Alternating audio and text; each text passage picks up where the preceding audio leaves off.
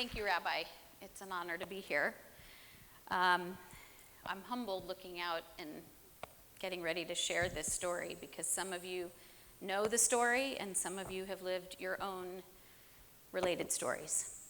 I stand before you as a mother, a proud mother of 4 kids. I have Jacob, who's 22, his wife Miriam, they got married in January, Elisa, who's 19, Noah, who's 16, and Shayna, who's 11. I'm also the proud daughter of Sandra and Fred Klein. I'm a native San Antonian, a 5th-generation Jewish Texan. I grew up at a Gedesachim synagogue, graduated from Churchill High School, and always thirsted for more Jewish knowledge. I went to Princeton, and while there was introduced to modern Orthodox Judaism, and it was then that I decided I wanted to keep kosher and send my kids to Jewish day school.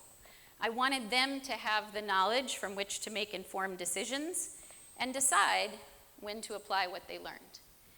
That was really important to me. After college, I moved to Cleveland after accepting a job at the Cleveland Jewish Federation, where I met my husband, Adam, and he would be here tonight, but he's watching Noah play football. And then we moved to Pittsburgh, New Jersey, Arizona, and 7 years ago decided to come back to San Antonio to be near my parents. Little did I know how bashert that was at the time. After moving here, we wanted to become Shomer Shabbos, so we moved within a sort of reasonable radius of Chabad. We live 1.3 miles from here and walk every Shabbos, at least some of us. My husband has bad knees, so he doesn't get to come as often.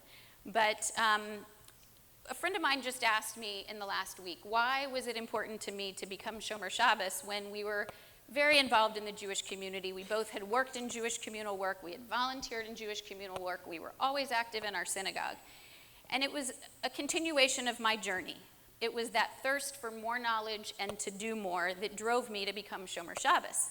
But there was something else happening shortly after, or really simultaneously, and that was that our daughter Elisa was diagnosed with severe depression and anxiety along this same time. And I'll get back to sort of the Jewish part of that as well. Elisa spent the last 3.5 months of her freshman year of high school at Clarity Child Guidance Center. During that time, the district would not provide homebound instruction for her. So when she got out of Clarity, she had to teach herself while simultaneously trying to stay alive, and did so with the help of one amazing teacher who's become like family. Elisa was suicidal for 2 years and could not be left alone for a minute. And that's why I say it was bashert that we were living in San Antonio. God knew something I didn't when we came back here, because Adam and I both had to be working full time. Elisa was 14, 15, 16, not an ideal age to hire a babysitter. My parents stepped in.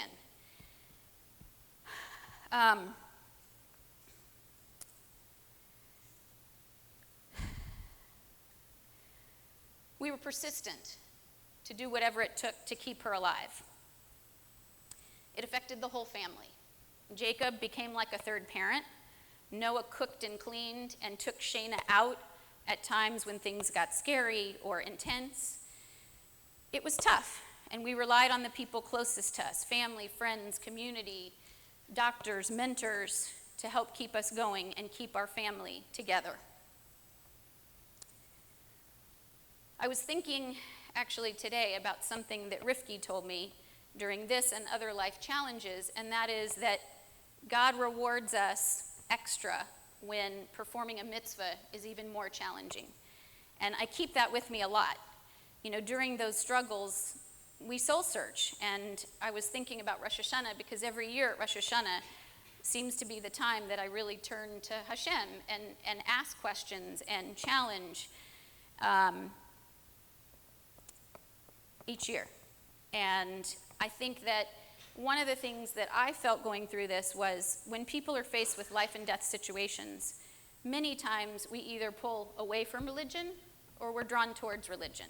And those of you who know me know which path I took. I got closer to God. I became more religious. And for me, it was a matter of survival. I couldn't make sense of the horror we were going through. So the only way I could make sense of it was to say, God has a plan, God sees something that I can't see, and I have to believe. And now, because we'll get to the good part, we believe that we went through that so that Elisa or my husband Adam or I or one of our kids will share this story and help somebody get help or help somebody survive. And we may never know, and that's okay. But that's why we had to go through it. Eventually, Elisa's illness went into remission, and that's the good news, and it even gets better. We're some of the lucky ones. Elisa ended up being able to graduate from ISA summa cum laude. She became a leader in the Alamo Area Teen Suicide Prevention Coalition. She was interviewed a year ago by Channel 4. The interview is online. She wrote an article last winter that was published in the C-Teen International magazine entitled Surviving Suicide. She has spoken to teen groups. I've spoken to teen groups. It is humbling, yet an awesome responsibility and important for us to share our story in the hopes that it will help somebody along the way.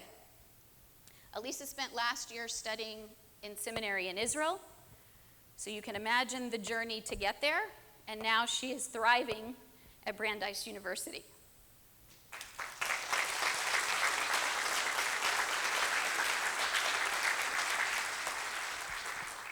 Elisa will always have to deal with this illness, and likely will always have to be on medication to help bridge the gap of the chemical imbalance in her brain. We're not ashamed. Elisa believes, we believe, it's not our fault. We didn't do anything to cause it. She didn't do anything to cause it. And now, we're here as a resource. And we want to be. We want to encourage people to speak openly about mental health, to seek treatment, to turn to people like us who've been there and aren't afraid to talk about it. And we hope that we can give someone else hope. And I think about one of the things that Elisa talks about, that she's been in the depths of despair. So if someone is feeling that, she's that person who can say, I've been there, and if you'll hang on, it'll get better. Maybe you and I can't say that. I've never felt that. So I can believe it, but I can't say it with the same conviction that she can. But I will tell you that this summer when she was home, I hugged her and I cried many times and said, I am so thankful and so happy to have my Elisa back. For 2 years and longer along the way, it was like the aliens had invaded. But now I have my Elisa back, and she's watching this right now.